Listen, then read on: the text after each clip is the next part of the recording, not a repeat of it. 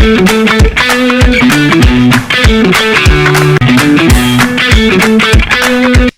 everyone!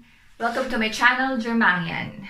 I am Lolita Aguirre and I will be discussing about German language, in particular, grammar. So, at the end of these videos, meron ako mga tips kung paano nyo mas madaling matututunan talaga yung German grammar. Tapos, sa mga later on, mga videos ko pa sa susunod, I will be discussing or magbibigay din ako ng mga fun facts about Germany, kung paano ba nabubuhay dito ang isang Pinay, or paano ba talaga yung simple fact na paano nabubuhay dito yung mga tao, ano yung mga rules, mga laws, mga fun facts, mga FYIs, at marami pang iba.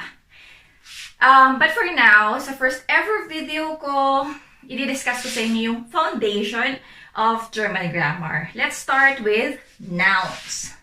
So, like English, ang German ay merong nouns. Meron din silang definite articles at indefinite articles. Ano ba yung definite articles sa English? Siya si the word the board, the woman, pwede. Basta lahat ng the. Pero, sa German, itong nakikita niyo sa board, siya si the word the. Sa lahat sa grammar dito. So, ang dami, no? Der, die, das, die, lahat sila. Them, der, them, den, lahat sila the word the. So, in German grammar kasi, the definite articles tells us three things about the noun, depending on how it is used in a sentence. So, ano ba yung ibig kong sabihin? So, how it is used. Number one, yung number niya. Yung noun ba ay singular o plural? Siya ba ay isa o madami? Pangalawa, sa German grammar, lahat ng nouns ay merong gender. Masculine, feminine, neutrum. Lalaki, babae, tsaka yung walang neutral. So, bakit ganun? Walang question. Ano yun? Standard talaga. Walang system, walang anything. Yun na yun. So, tapos meron pa sila yung third na use is definite articles na ginagamit siya para malaman kung ano siya sa sentence. Ito yung mga cases na tinatawag. Nominative, dative, genitive, and accusative. Ano ba itong mga cases na to sa English? Para mas madali natin maintindihan. So, si nominative, siya si subject. Si dative at si accusative, siya si object. At si genitive, it shows possession. Sa later videos ko, itatakal ko yan isa-isa para mas malaman nyo kung ano ba talaga sila, ano yung kaibahan, bakit ganito, bakit ganyan. Pero for the meantime, ikakwento ko lang i-discuss ko sa inyo kung paano siya ginagamit. Kung ano ba talaga siya, bakit ang dami-dami niya. So, first example, ito yung favorite na sentence ko, na first ever sentence na nakita ko sa German language na itinuro sa amin nung teacher namin, nag-aaral pa ako sa Pilipinas. Favorite ko siya, actually. So, der man isst den Fisch. In English, the man eats the fish. Si der man, siya yung subject. Si isst, siya si verb. Si den Fisch, siya si object or siya si predicate sa English. So, sa German, si der man, siya si nominative. So, der. Kasi si man is masculine. Tapos, verb. Tapos, den Fisch. Si fish ay masculine. So, sinabi ko nga kanina na ang object or indirect object ay den. So, masculine, singular, accusative. So, den Fisch. Ulitin ko. Der man. Der man, singular, masculine, nominative. Kaya der man. Is, siya verb. Den Fisch, Fish, either fish, siya ay singular, masculine. Sa sentence, siya si object, which is accusative, kaya siya then. So, dito pa lang, malalaman mo na yung difference. Pero pag tinanslate mo siya sa English, the man eats the fish. It's the same. Pero sa German, etong sentence na to, pwede mo siyang baliktarin. Gagawin mo siya, then fish is der man. Okay lang yun. So, maiintindihan ka ng local. Bakit? Kasi nga, makikita agad, then fish. So, alam na agad nila na yung then fish, ang tinutukoy mo doon is siya yung object. Then fish is der man. Ngayon, gawin natin siya, parang i-translate natin siya sa English. The fish eats the man. So, parehas malilito ka. Nonsense. Parang parang kinain ng isda yung tao. Parang mali, di ba? Pwede mo siyang gawing, ibaliktad mo, the fish is eaten by the man. Pero iba na namang formulation yun. Tapos, parang sa Tagalog ba? Parang, ang isda, kinain ang tao. So, hindi siya nagtutugma. Pero sa German language, ang bawat sentence, ang object, pwede mong gawing ilagay sa unahan, at yung subject, pwede mong ilagay sa dulo. Yung verb, mag-i-stay siya sa second position. Same lang ng meaning. Kasi nga, because of the bestimmten, dahil sa bestimmten article or sa definite articles, which is eto. Kaya, kung hindi mo to alam, hindi ka makaka-formulate ng tamang grammar, tamang sentence na grammatically correct. So, ganun siya ka-importante. So, lahat, babagsak dito. Pag hindi mo ito alam, wala kang magagawang anything na correct sa German grammar. So, yun na nga. Ito yung foundation na dapat alam mo. Memorize mo by heart, na kahit pag bali-balitarin mo ng mundo, hindi mo mawawala to. Kasi pag alam mo to, makagawa ka ng tamang sentence. Tapos, isang tip, itong order na to, is ginawa namin ng mga classmates ko. Dito kami nasanay kung paano namin sinaulo yan.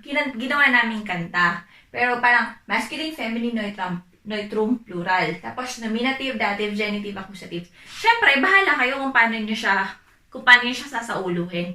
Pero ako, kung paano siya sinaulo is pababa. Starting from masculine, feminine, and neutrum.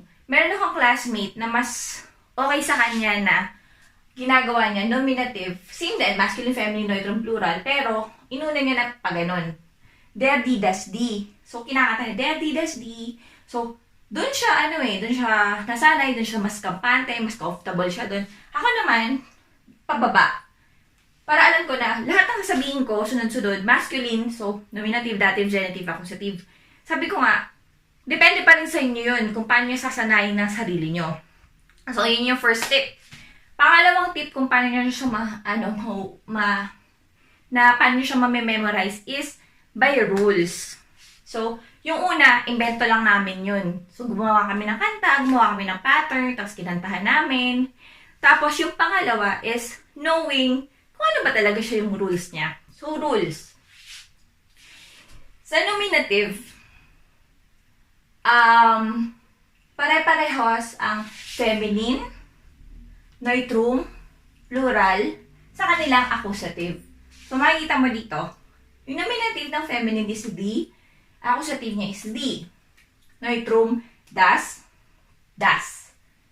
Plural, di. Ang iba lang is si masculine. From there, naging den. So, si R, naging N. Yon, yung rule. Tapos, pangalawang rule, or pangalawang technique, is si masculine at si neutrum, lagi silang magkaparehas sa dative at genitive. Si dame, si dame, si des. So, si masculine, neutrum, parehas sa dative at genitive case. While si plural at si feminine, magkapareha lang sila sa genitive case. Pareha silang der. Pero, sa dative cases, si feminine, der, si plural, dane. So, ulitin ko. First technique, first rule. Sa nominative case, si feminine, neutrum, si plural, kaparehas nila yung kanilang accusative case. So, D does D, D does D. Sa dative and genitive case, ang magkapareha ay si masculine at si neutrum. Pareha silang dame, pareha silang des. Tapos, sa dative case, si plural, ay si feminine at si plural, pareha sila sa genitive. Si feminine, hindi nagbabago yung dative niya, der pa rin. Pero si plural, nagiging dane. Yun. Yun yung definite articles.